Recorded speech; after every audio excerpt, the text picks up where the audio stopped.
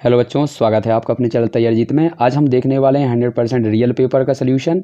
तो यहाँ पर देखिए, अर्धवार्षिक मूल्यांकन प्रश्न पत्र आपका 2023-24 का है और विषय आपका गणित होने वाला है और आपको यहाँ पर कक्षा 8वीं का पूर्णांक आपका 60 नंबर का होगा और सेट नंबर हम बी देखने वाले हैं। 2.5 घंटे का आपको समय अवधि मिलने वाली है।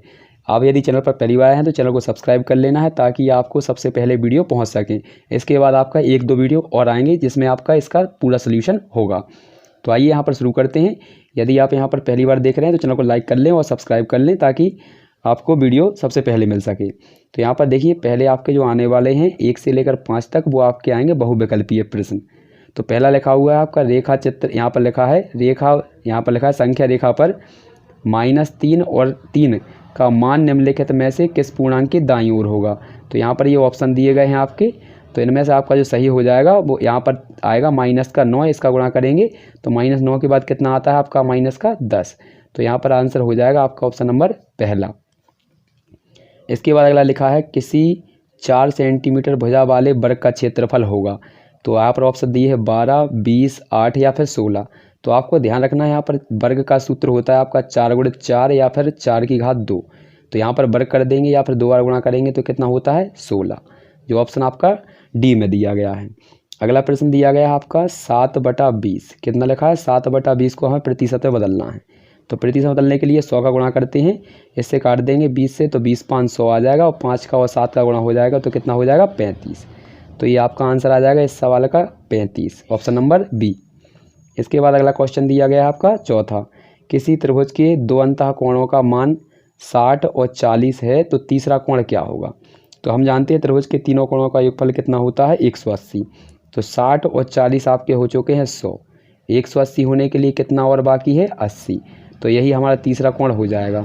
तो ये हो जाएगा ऑप्शन नंबर ए, क्योंकि त्रिभुज के तीनों कोणों का योगफल कितना होता है 180। 2 कोणों का योग 100 तो हो गया है, 180 के लिए 80 की ज़रूरत और है। इसके बाद अगला है, देखिए यहाँ पर ये कॉपियाँ आपकी इस प्रकार से आने वाली हैं। तो इनको किस प्रकार से भरा होगा तो आपने आज सीख लिया होगा। ये उत्तर पुस्तिका इस प्रकार से आएंगी, ठीक है। तो यहाँ पर इनको देख लिया था आपने पिछले वाले वीडियो में। तो यहाँ पर देखिए अगला ऑप्शन दिया गया आपका 5वां। तो इसमें देखिए क्या लिखा हुआ है। तो यहाँ पर लिखा हुआ है आपका 3 की घात 2 दिया है और फिर बाहर घात लगी हुई है 4।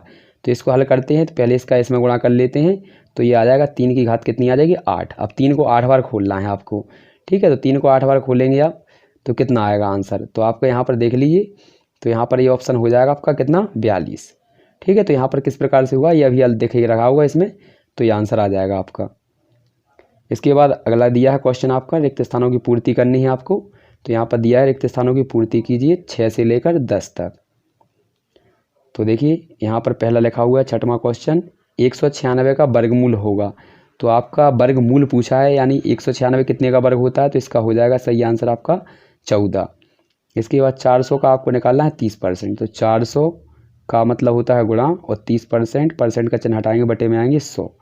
अब 2 जीरो से 2 जीरो काट लेंगे, 1 से इसे काट देंगे, 1 से इसे काट देंगे। 3 का और 4 का गुणा करेंगे तो 3 चौका 12 और 1 जीरो, तो कितना आ जाएगा 120। इसके बाद है त्रिभुज के तीनों कोणों का योगफल कितना होता है। तो 180 भर लेंगे तीसरे वाले में। परिमेय संख्याओं का गुणनफल सदैव होता है तो क्या होता है परिमेय संख्या होती है। परिमेय, अच्छे से लिखते चलिएगा, परिमेय होती है। इसके बाद क्या लिखा है यहाँ पर लिखा है 2x - 1 = 14 - x। इसका समीकरण क्या है, समीकरण दिया है तो आपको समीकरण बनाना है। देखिए किस प्रकार से बनाएंगे। तो x को एक साइड लाएंगे तो आपका यहाँ पर लिखा है 2x और ये इस साइड माइनस का x है तो इस साइड आ जाएगा प्लस का हो जाएगा। इसके साइड बराबर में दिया है 14 और ये आपका माइनस का 1 दिया है, इस साइड आएगा तो प्लस का हो जाएगा। अब इसको जोड़ लीजिए तो ये आ जाएगा आपका 2x है तो 1 जुड़ जाएगा तो 3x हो जाएगा। इस साइड ये आ जाएंगे 15, तो यहाँ पर ये 15 आ जाएंगे। इस प्रकार से ये आपका ये समीकरण हो जाएगा, ठीक है। तो इसको अंदर भी लाना है, क्या समीकरण पूछा है, समीकरण है, इसको अंदर लाइए 3x और यहाँ पर 15 हो जाएंगे माइनस के और बराबर में आ जाएगा 0। जब भी बराबर में 0 होता है तब उसे हम समीकरण कहते हैं। तो इसको भरना है आपको आंसर में, ठीक है। तो यहाँ पर भरेंगे 3x - 15 बराबर में 0। तो ये हमारे रिक्त स्थानों की पूर्ति हो चुकी है। इसके बाद अगला दिया है आपका, यहाँ पर ये आपके प्रश्न दिए गए हैं। तो देखिए ये 16 से लेकर आपके 11 से लेकर 16 तक दिए हैं। ये 2-2 नंबर के प्रश्न हैं आपके, ठीक है। तो यहाँ पर 2-2 अंक के प्रश्न यहाँ पर देख सकते हैं आप ही। तो देखिए पहला क्या लिखा हुआ है सूत्र एक अधिकन पूर्वेण के प्रयोग से 852, ठीक है, 852 को ज्ञात कीजिए। इसके बाद अगला लिखा है आपका यहाँ पर दिया गुणनखंड कीजिए। इसके गुणनखंड करने हमें x² + 7x + 12।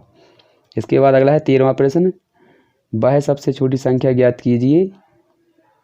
इसके बाद क्या लिखा है, जिससे 576 को भाग देने पर भागफल एक पूर्ण वर्ग संख्या यहाँ पर प्राप्त हो।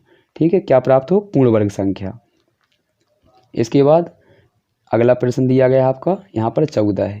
तो 14वां क्या दिया गया है, अभाज्य गुणनखंड विधि द्वारा 10/648 का घनमूल ज्ञात करना है। इसके बाद हमारा अगला लिखा है निम्नलिखित अनुपातों को प्रतिशत में बदलना है। तो इनको प्रतिशत बदलना है, ये 2 अनुपात दिए गए हैं आपको, इनको देख लीजिए। इसके बाद अगला क्वेश्चन लिखा है, ये आपका 16वां है। ये 16वां प्रश्न दिया गया है, 14 मीटर ऊंची एक बिजली के खंभे की छाया 10 मीटर है। ठीक है, इसकी समान स्थिति में ऊंचाई ज्ञात करनी है, ये दिया गया है। इन सभी के हम आंसर अगले वाले वीडियो में देखेंगे, तो आपको यहाँ पर चैनल को सब्सक्राइब करके रखना है। ये 17 से 22 तक के क्वेश्चन हैं, ये 3-3 नंबर के आने वाले हैं, आप यहाँ पर इनको देख सकते हैं। तो ये पहला प्रश्न दिया गया है 17वां, ठीक है, 3 नंबर का। इसमें क्या लिखा है, एक वस्तु 1000 रुपये में खरीदी है और 1100 में बेच दी, तो लाभ प्रतिशत ज्ञात करना है। इसके बाद अगला क्वेश्चन है, तो ये रहा हमारा अगला। इसमें पहला तो हमने देख ही लिया था 17वां। इसके बाद 18 में प्रतिशत बदलना है आपको। फिर ये 19वां दिया गया है, तो अच्छे से देखते चलिए। ये 20वां प्रश्न है आपका। ये 21वां है, इसके आपको गुणनखंड करने हैं, तो अच्छे से देखते चलिएगा। इसके बाद अगला है आपका, ये रहा हमारा शेष क्वेश्चन। ये आपके अगले क्वेश्चन है यहाँ पर, ये 3 का ख़त्म होता है। इसके बाद दीर्घोत्तरीय है आपका 23 से लेकर 26 तक, ये 5-5 नंबर के 4 क्वेश्चन आने वाले हैं। तो देखिए इसमें क्या लिखा है, ये 23 है, 24 है, 25 और ये 26 है। तो इनको पढ़ के दिखा देते हैं यदि आपको दिख नहीं रहा है।